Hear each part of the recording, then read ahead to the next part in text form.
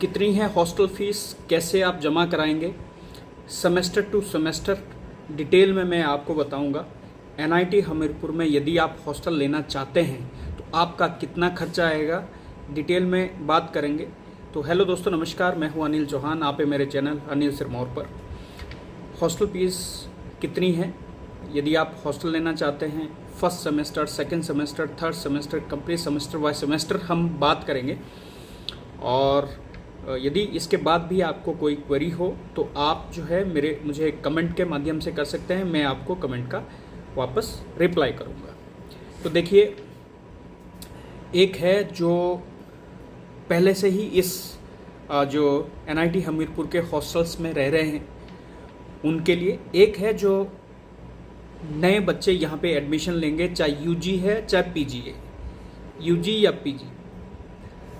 तो सबसे पहले मैं एक बात आप लोगों से कह देना चाहता हूँ कि हॉस्टल फीस में कोई रिजर्वेशन काउंट नहीं होता। जो फीस है वो सबके लिए समान रूप से लागू है। तो सबसे पहले बात करेंगे हम यूजी और पीजी। यूजी और पीजी के जो बच्चे आएंगे, जो पहली बार आएंगे फर्स्ट सेमेस्टर, मतलब फर्स्ट ईयर हो गया, जो फर्स्ट सेमेस्टर में आएंगे उनको 40,000 रुपये जो है फीस देनी होगी at the time of admission. और वो कैसे फीस देंगे उसके बारे में भी बताएंगे। तो फर्स्ट सेमेस्टर चाहे यूजी है चाहे पीजी है, उनकी फीस है 40,000 रुपीज़ सेमेस्टर। मतलब कि जुलाई में आप आएंगे और ये जो फीस है, या अगस्त में आएंगे, ये जो फीस है आपकी दिसंबर तक के लिए होगी 40,000। तो 40,000 क्या है, 40,000 रुपीज़ आपके खाने के पैसे टोटल नहीं है।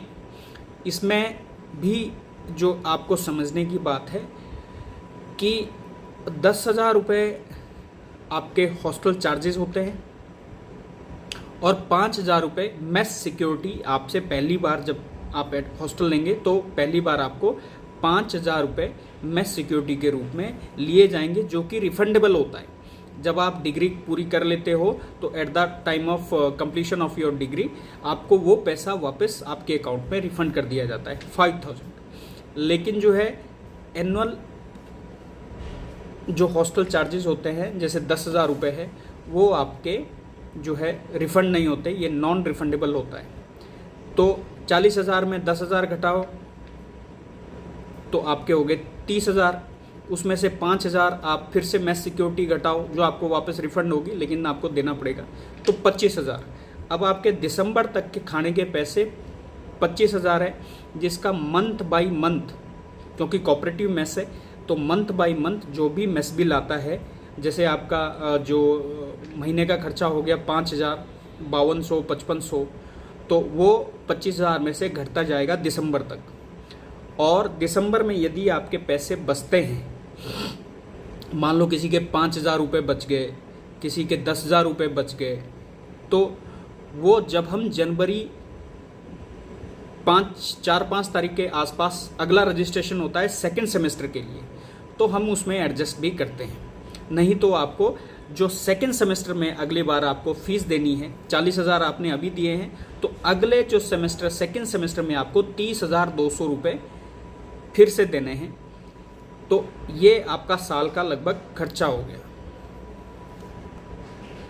लगभग 40 और ये 30, 70,200 रुपये आपका एनुअल हॉस्टल जो चार्जेस रहता है।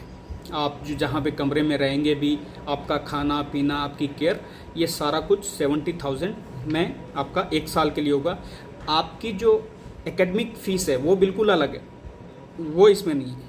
और इसके बाद आपको ये फ़ीस कहाँ देनी है, ये ध्यान से सुन लेना कि जो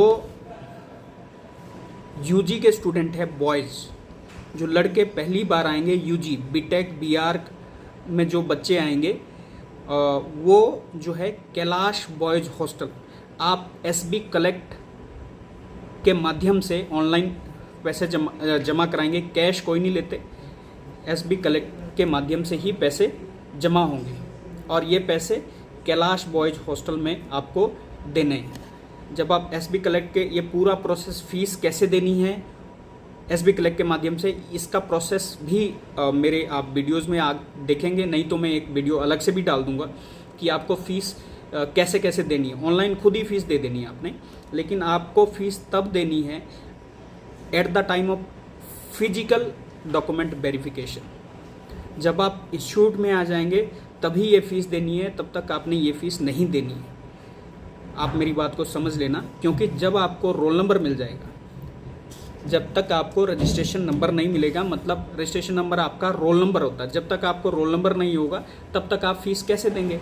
तो जब आप यहाँ आ जाएंगे, आपका एडमिशन हो जाएगा, फिजिकल आप जो है एनआईटी हमीरपुर में आ जाएंगे, आपको रोल नंबर मिल जाएगा, फिर आपने एसबी कलेक्ट के माध्यम से कैलाश बॉयज़ हॉस्टल में बॉयज़ ने जो है 40,000 रुपये जमा करने हैं, उसकी आपने रसीद देनी है और वो ऑफिस में दे देनी है। ये तो था बॉयज़ के लिए। और गर्ल्स को देनी है अंबिका गर्ल्स हॉस्टल में, यूजी बीटेक के बच्चों को अंबिका गर्ल्स हॉस्टल में आपको एसबी कलेक्ट के माध्यम से ही 40,000 रुपये जमा करके देने। अब है पीजी जो फर्स्ट सेमेस्टर के स्टूडेंट है उनको बॉयज़ उदयगिरी बॉयज़ हॉस्टल में आपको 40,000 रुपये जमा करके उसकी रसीद जो है ऑफिस में देनी है। अब जो पीजी गर्ल्स है उनको अरावली गर्ल्स हॉस्टल के अकाउंट में जो है 40,000 रुपये जमा करके रसीद वहाँ पे देनी है। अरावली गर्ल्स हॉस्टल में आपकी फ़ीस जमा होगी। जो सतपुड़ा और अरावली में रहेंगे उनको अरावली में आपका अकाउंट अरावली गर्ल्स हॉस्टल के नाम से रहता है। जो सतपुड़ा में रहते हैं और जो ये दोनों अरावली और सतपुड़ा हॉस्टल एक जगह ही है, लगभग एक साथ ही है, तो दोनों का अकाउंट अरावली गर्ल्स हॉस्टल में है, इसलिए आपने अरावली गर्ल्स हॉस्टल में ही पैसे जमा करने हैं और उसकी रसीद आपने हॉस्टल ऑफिस में देनी है। तो ये तो था फर्स्ट सेमेस्टर के लिए। अब है जो बच्चे पहले से रह रहे हैं उनको कैसे फ़ीस देनी है, कितनी फ़ीस देनी है। देखिए सेकेंड सेमेस्टर का तो है नहीं, सेकेंड सेमेस्टर की फ़ीस मैंने बोली थी 30,200 रुपये। Fourth semester, sixth semester,